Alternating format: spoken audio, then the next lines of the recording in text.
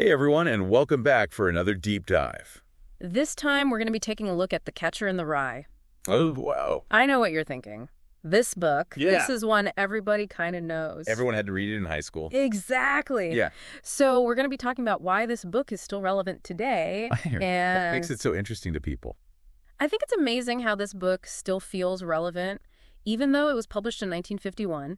It really is. And I think a big part of that is Salinger's use of first-person narration. Holden's voice really is the story. He's so cynical and judgmental, but also vulnerable. Yes. And even heartbreaking at times. Yeah. And the slang that he uses really brings the air to life. Oh, absolutely. Like when he says phony or crumby, right? it's like a time capsule. Oh, yeah. It takes you right back. And Yeah. you can just hear his voice when he starts to rant about Mr. Haas. Like, Oh, yeah, the headmaster at Elkton Hills? yes, the headmaster at Elkton Hills. And instead of just saying Mr. Haas was a jerk, he goes on this whole thing. About how Mr. Haas was so charming to everyone. But then if a student's parents came in, And they looked a little bit different than everybody else. oh gosh, Yeah. his attitude would completely change. And Holden can't stand that kind of phoniness. Right. You can just feel that teenage frustration Oh, yeah. radiating off the pages. And that's what's so fascinating is that he takes this very specific voice This very specific time and place. and uses it to explore these really universal themes of adolescence. Uh-huh. Like, take the concept of phoniness That's his catch-all term. for everything that he hates about the adult world. Right. But what's really interesting to me is the irony there. Oh, yeah. Like, Holden himself lies. He puts on airs. He does. And think about how he describes Stradlater. His roommate. He criticizes Stradlater for being so conceited. And worried about how he looks. Uh-huh. But Holden himself is preoccupied with appearances. Absolutely. So is Holden the phony, too. That's a good point. It really makes you wonder if he's not just projecting his own insecurities onto other people. Yeah. Because, I mean, who wasn't a little bit of a phony in high school Right. trying to fit in? To figure out who they are. Everyone's trying to figure out who they are And this gets at the heart of Holden's struggle with authenticity. and how self-awareness, especially during the teenage years. Can be such a process. Absolutely. Such a journey. And this struggle is magnified by his experiences at those elite prep schools. He bounces from one to another. Pensy to Elkton Hills. And they all disappoint him. These institutions, especially back then, Oh, yeah. were just pressure cookers of expectations. Oh, absolutely. And the adults are just as phony as the kids in his mind. Oh, yeah. Remember the Awesome Burger speech? Uh-huh. This wealthy alumnus comes back and he gives a whole sermon about praying to God. While he's driving his Cadillac. Salinger's satire is just so spot on. And Holden sees right through it. He sees right through it. He says, I just see the big phony bastard shifting into first gear. And asking Jesus to send him a few more stiffs. Wow. It's hilarious, It is. but it's also really insightful. The humor is key because it makes you relate to him. Even when he's being so cynical. Yeah. And then there's that whole clique of the athletic bastards. Like the pressure to conform and fit in. Hmm. That's something so many people can relate to. Even if you didn't go to a fancy prep school. Oh, absolutely. Yeah. That feeling of being surrounded by all these people who have it figured out. And you're just struggling to find your place. Totally. That feeling of being an outsider looking in. But there's this other thing that keeps popping up. With Holden. The ducks in Central Park. The ducks. It seems like such a small detail, but it becomes a really powerful metaphor. It really does. I know, it's fascinating. For Holden, who is constantly surrounded by change and uncertainty, This really simple question. where do the ducks go in the winter? When the lagoon freezes over. Becomes this big source of anxiety for him. Right? He asks all sorts of different people about it. Uh-huh. The cab driver. This guy named Horowitz. And it reveals this deep need. For answers. Yes. A reassurance in this world that feels so chaotic Uh-huh. and uncertain. It's like he's trying to find his own safe haven. A place to land when things get tough. Exactly. That stability. That the ducks seem to have. Right. And, you know, we've all felt that, At some point. that longing for a place to belong. That sense of grounding when everything feels shaky. Absolutely. It's a very human need for security and belonging. Especially during adolescence when everything is new. And so unstable. Yeah.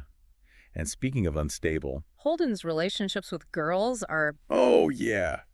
complicated. That's putting it mildly. He's drawn to them, He's obsessed with them even. but he's also so uncomfortable with the whole physical side of things. He's looking for this pure connection. But he doesn't know how to deal with the messiness of real life. It's like he wants to keep things in this pristine bubble. Yeah. But that's not how the world works. No, it's not. And this is where his image of Jane Gallagher comes in. She represents this pre-sexual intimacy. That he longs for. And we don't actually see them together in the present. It's all just Holden's memories. Which really emphasizes how idealized this view is. It's like she's this perfect figure in his mind. Untainted by all the bad stuff of adulthood. Right. But then you have that very stark contrast. With the episode with Sonny? Sonny the prostitute. Yeah. That was a really pivotal moment in the story. It throws his confusion into really sharp relief. He wants connection. He wants intimacy. But he also wants this unattainable purity. Yeah, he wants it all. And it highlights how adolescence can be this collision of yearning. And disillusionment. Absolutely. And on top of all of that, there's this backdrop of grief that hangs over the whole story. The death of Holden's younger brother, Allie. It's never stated explicitly how Allie died. But the impact of the loss... It's palpable. Yes. In everything he does. It really is like an undercurrent. Shaping his actions. And his perceptions. And it explains so much of his behavior. The lashing out. Like alienation. The inability to really connect. It's like he's built these walls to protect himself. From any further pain. Do you remember the part where Holden writes about Allie's baseball mitt? Oh, yeah. For an English essay? It's such a small detail. But it's so powerful. Because he's clinging to these tangible objects. The mitt. Allie's red hair. To cope with this intangible and overwhelming loss. It really speaks volumes. About his emotional vulnerability. Even though he tries so hard to mask it. Yeah. With all of his cynicism. And bravado. And this leads into his encounter with Mr. Antolini. The one adult that Holden seems to genuinely respect. It seems like he does. And he gives Holden that pivotal advice. He says, you're riding for some kind of terrible fall. Wow. It's almost prophetic. Like a warning to Holden to wake up. And see the path that he's on. It is a moment of genuine connection. It is. It feels like an adult. Trying to reach out. And help guide him before it's too late. But then there's that padding incident. Right. Which casts a shadow over their whole relationship. It does. And it raises so many questions. About boundaries and intentions. And the complexities of adult-adolescent relationships. It's tricky territory for sure. Was Mr. Antolini making a pass at Holden? Or was it just a misinterpreted gesture of comfort? I don't know. Well, I don't think Salinger gives us a clear answer. No, he doesn't. Which just adds another layer of complexity to the story. And it makes you question who Holden can trust. Where can he find any solace? Or stability in this world that feels so chaotic? That is a really good question. It's interesting, though, because there is one place where Holden seems to find solace. The museum. The museum. He loves how the exhibits never change. How they offer this sense of order. And permanence. It's powerful. It is. It represents this yearning. For a world that makes sense. Where things are constant.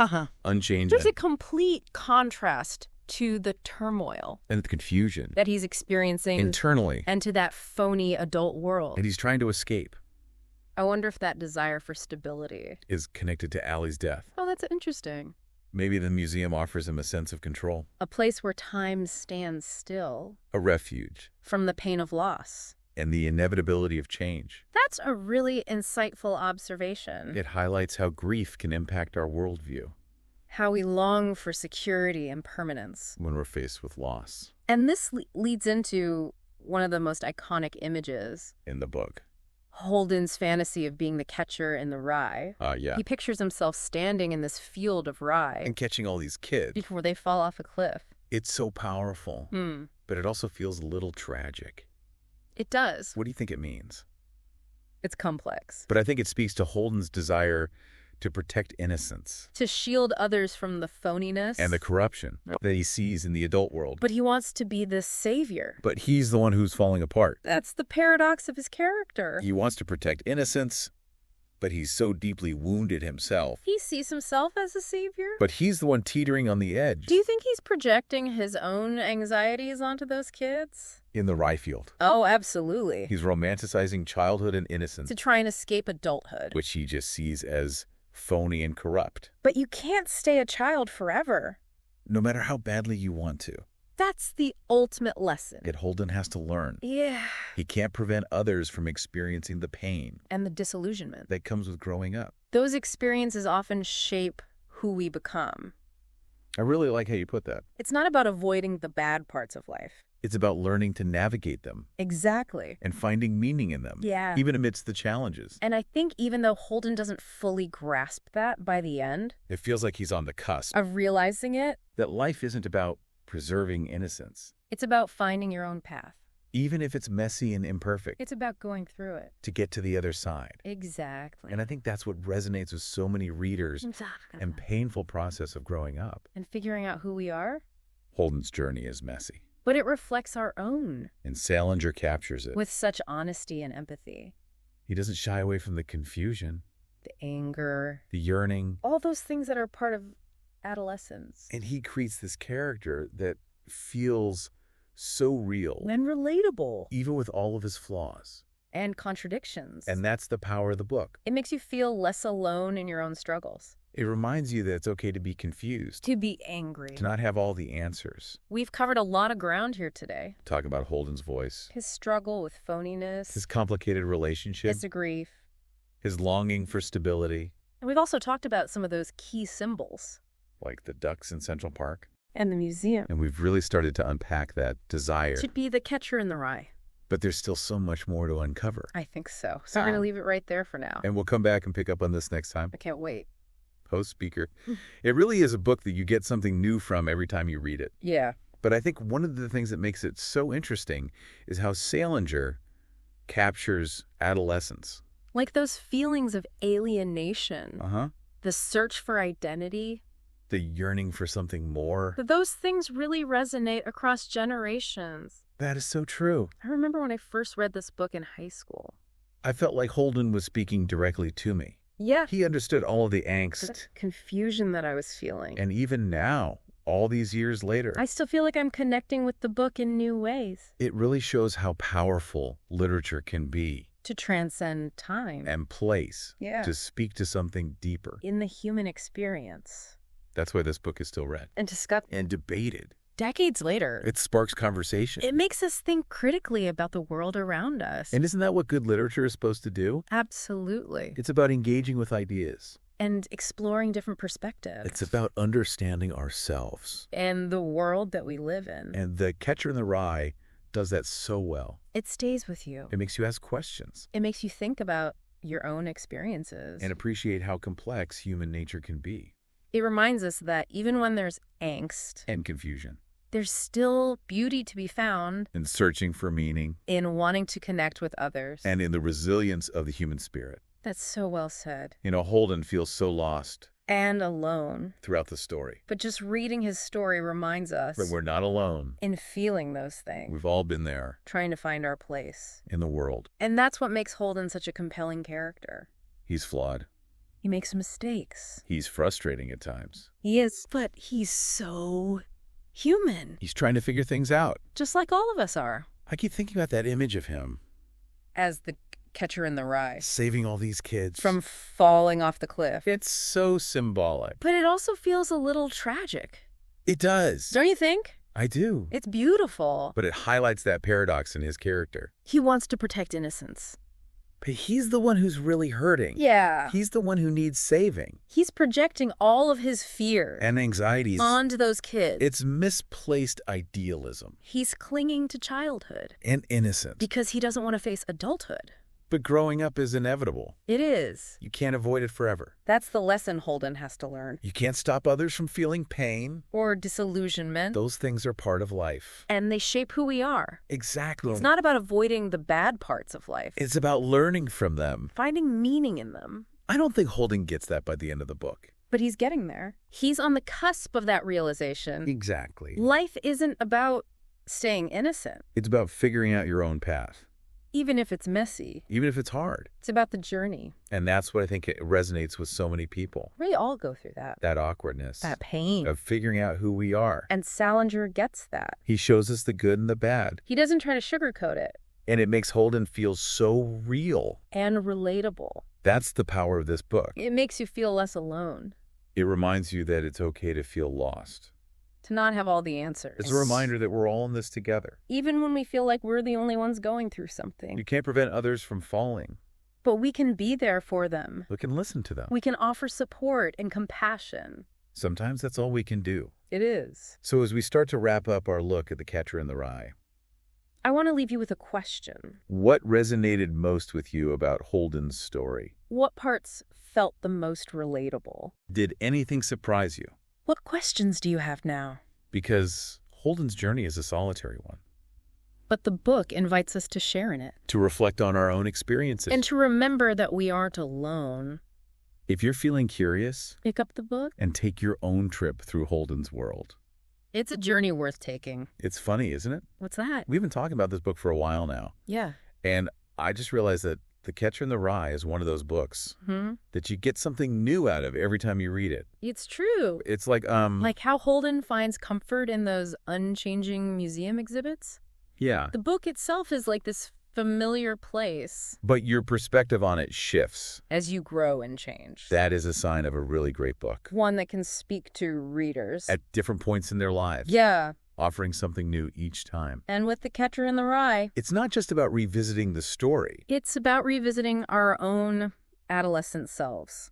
It's like looking back at a younger version of yourself. And all those feelings and experiences. And realizing how they shaped who you are. Exactly. Is that journey of self-discovery. That makes it resonate with so many people. And Salinger doesn't shy away from that. He shows us the good and the bad. He shows us everything. And it makes Holden's world feel so real. Because it is a reflection of our own. It's his honesty that makes it so powerful. It really is. His voice is so raw. Unfiltered. And yeah, sometimes it's frustrating. He's so frustrating. But it's real. Yes. And you can't help but connect with that. It's like we're right there with him. Viewing through everything. Feeling everything. And through his struggles, we can learn about our own. Maybe that's what it means to be the catcher in the rye. Not to save other people. But to be there for them. To listen to them. To offer support. To offer compassion. It's about realizing that everyone's on their own journey. And we can't always save people from falling. Right. But we can be there when they do. We can be that beacon of hope. For each other. And for ourselves. Exactly. It's okay to not be perfect. You're all works in progress. It's a really powerful message. It is. And it goes beyond this book. It's about human connection. And empathy. And understanding that we're not alone. Well, we've reached the end of our deep dive. Into The Catcher in the Rye. But I want to leave you with one last question. What does it mean to be the catcher in the rye in your own life? Who are you there for? And who's there for you? Think about that. As you go out into the world. Keep exploring. Keep questioning. And keep diving deep. And if you need a reminder, Holden's waiting for you. in the pages of The Catcher in the Rye,